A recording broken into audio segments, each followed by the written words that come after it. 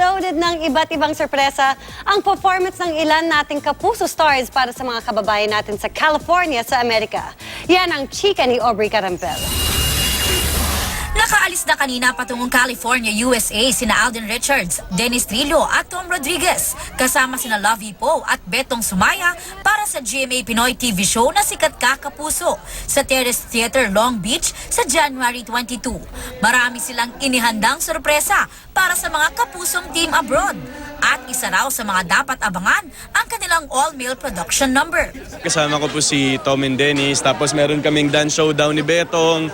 Tapos merong Kalye Serie hits. Isang kumpletong show talaga siya, hindi na puro kantahan, sayawan, talagang full package ng entertainment para sa mga kapuso. Sa akin, chunky number kasi kakatapos na ng Pasko at New Year. Kaya andun palat ng chunks. Nag-prepare naman si Lovie ng isang sizzling hot performance. Dadali ng init sa LA. Sagot naman daw ni Betong ang comedy dahil kasama raw sa Amerika ang alter ego niyang si Antonieta.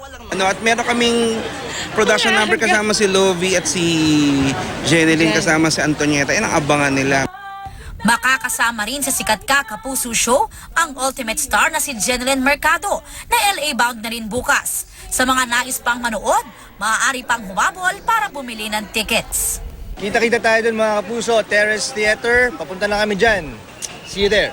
Don't forget po to use the hashtag Sikat Ka Kapuso abroad, our official hashtag po para sa concert, and just stay tuned din sa GMA Pinoy TV for more updates. Aubrey Carampel, updated sa showbiz happenings.